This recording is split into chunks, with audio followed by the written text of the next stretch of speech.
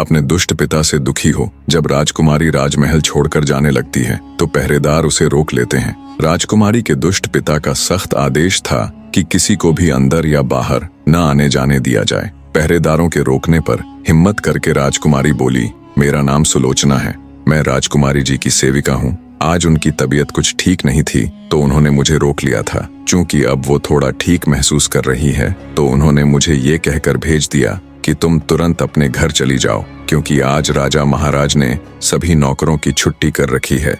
अगर तुम यहाँ रुकोगी तो उनके आदेश की अवहेलना होगी। नौकरानी बनी राजकुमारी की बात सुन पहरे पर खड़े पहरेदारों को विश्वास हो गया तो उन्होंने राजकुमारी तारा को बाहर जाने दिया। पहरेदारों को चकमा दे राजकुमारी तारावती बाहर तो आ गई, पर अब उसके सामने उससे भी बड़ी समस्या ये थी कि आखिर इतनी रात को वो कहाँ जाए। थोड़ी दूर चलने पर राजकुमारी को एक खंडहर नुमा घर दिखाई दिया। राजकुमारी तारावती ने सोचा, आज की रात यही काट लेती हूँ, सुबह होने पर ही कहीं जाऊंगी। इसी सोच के साथ राजकुमारी उस वीरान पड़े घर के अंदर जाकर एक जगह बैठ गई। उसे अपनी किस्मत पर रोना आ रहा था। कहा तो वो महलों में रहने वाली राजकुमारी थी और कहा अब अपने उस दुष्ट पिता के कारण खंडहरों में रात काटनी पड़ रही है।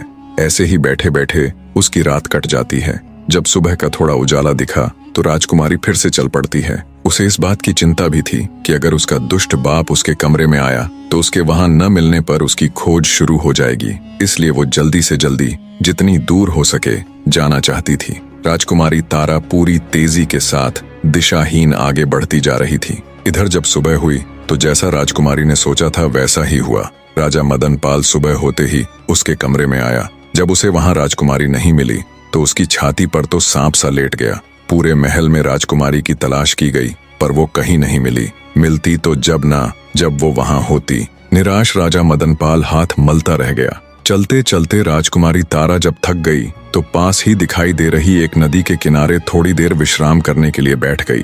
प्यासी राजकुमारी जब नदी से पानी पीने लगी तो उसे पानी में अपनी परछाई दिखाई दी।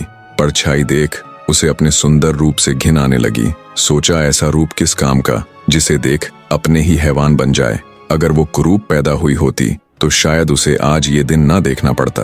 टूटी हुई आत्मा और थके हुए शरीर के साथ राजकुमारी वहीं बैठी रही। अचानक उसके मन में ख्याल आया, क्यों ना वह अपनी ससुराल चली जाए और उसके साथ जो बीता है वो सब उनके आगे बयान कर दे।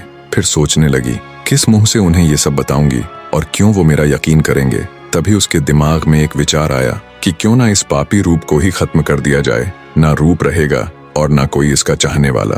क्रूप स्त्री को कोई भी तंग नहीं करेगा।